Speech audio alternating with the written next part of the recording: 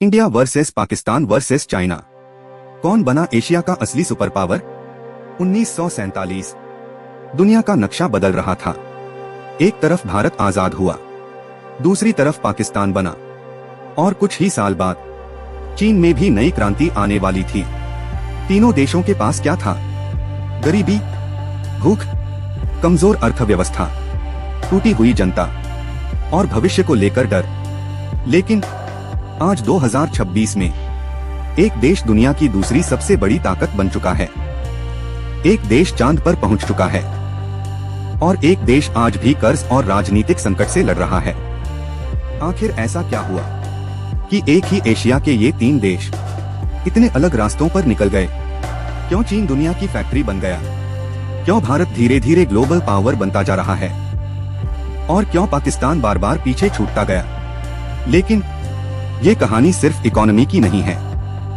ये कहानी है युद्धों की, नेताओं के फैसलों की, गलतियों की, महत्वाकांक्षा की और उन फैसलों की जिन्होंने करोड़ों लोगों की किस्मत बदल दी। आज हम देखेंगे आजादी से पहले ये देश कैसे थे, आजादी के बाद क्या हुआ, और 2026 में आखिर कौन सबसे आगे खड़ा है। और यकीन मानो, वीडियो खत्म होते होते तुम्हारा नजरिया बदल जाएगा।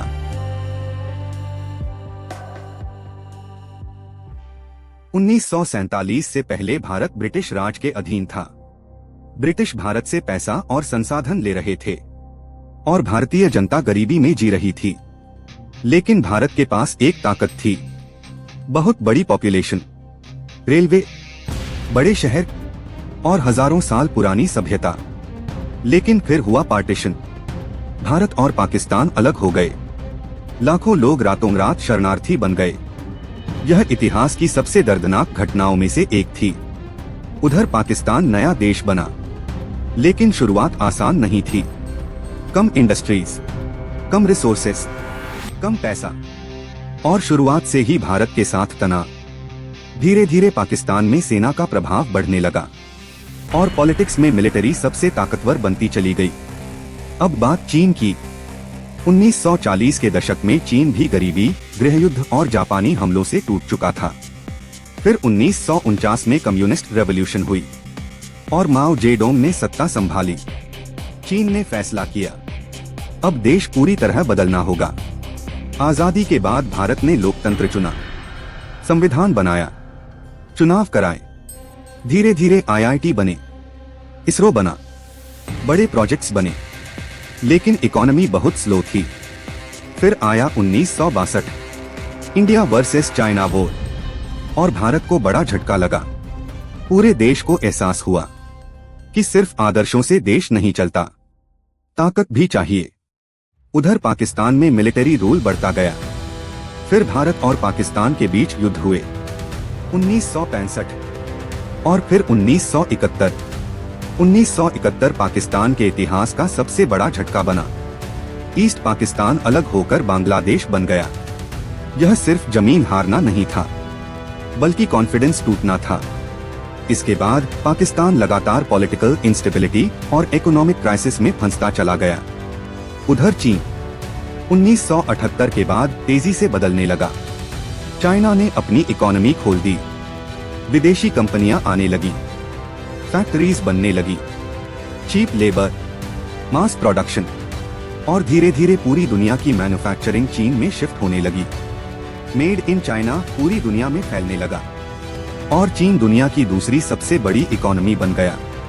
उधर भारत 1991 तक इकोनॉमिक क्राइसिस में फंस गया। फिर भारत ने इकोनॉमी खोल दी और यहीं से नई कहानी शुरू हुई। IT sector, private companies, startups, digital India, UPI, Chandrayaan. Bharat दुनिया को दिखाने लगा कि वह सिर्फ पॉपुलेशन नहीं, बल्कि टैलेंट पावर भी है। आज दुनिया की बड़ी कंपनीज भारत में इन्वेस्ट करना चाहती हैं, क्योंकि भारत के पास ह्यूज मार्केट, यंग पॉपुलेशन और टेक्नोलॉजी टैलेंट है। लेकिन Pakistan political instability, terrorism, loans और इकोनॉमिक क्राइसिस में फंसता चला गया। कई बार IMF बेल आउट लेना पड़ा और इकोनॉमी स्टेबल नहीं हो पाई। तो 2026 में कौन सबसे आगे है? अगर इकोनॉमी देखें तो चाइना सबसे आगे है। अगर फ्यूचर ग्रोथ देखें तो इंडिया सबसे तेजी से बढ़ रहा है और पाकिस्तान अब भी स्ट्रगल कर रहा है।